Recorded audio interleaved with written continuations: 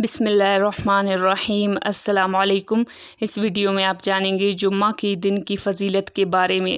نبی کریم صلی اللہ علیہ وسلم نے فرمایا، جمعہ کا دن تمام دنوں سے بہتر ہے۔ اسی میں حضرت آدم علیہ السلام پیدا کیے گئے اور اسی دن وہ جنت میں داخل کیے گئے اور اسی دن جنت سے باہر لائے گئے اور قیامت بھی اسی دن ہوگی۔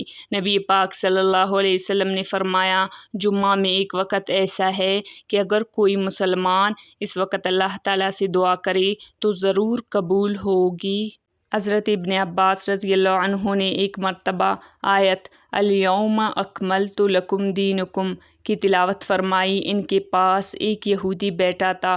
اس نے کہا کہ اگر ہم پر ایسی آیت اترتی تو ہم اس دن کو عید بنا لیتے۔ ابن عباس رضی اللہ تعالیٰ عنہ نے فرمایا، یہ آیت 2 عیدوں کے دن اتری تھی، جمعہ اور عرفہ کے دن، یعنی ہم کو بنانے کی کیا حاجت، اس دن تو خود ہی 2 عید تھے۔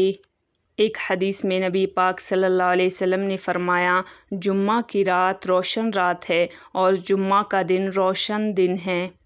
نبی کریم صلی اللہ علیہ وسلم نے فرمایا، جو شخص جمعہ کے دن غسل کرے اور بقدر امکان طہارت حاصل کرے، اس کے بعد اپنے بالوں میں تیل لگائے اور خوشبو استعمال کرے، اس کے بعد نماز کے لیے چلے اور جب مسجد میں آئے کسی آدمی کو اس کی جگہ سے اٹھا کر نہ بیٹھے، پھر جس قدر نوافل اس کی قسمت میں ہو پڑے، پھر جب امام خطبہ پڑھنے لگے تو خاموش ہو، تو اس کے گزشتہ جمعہ سے اس وقت تک کے گناہ معاف ہو جائیں گے۔ یہ تھی چند احادیث پاک جن میں جمعہ کی فضیلت کا ذکر تھا۔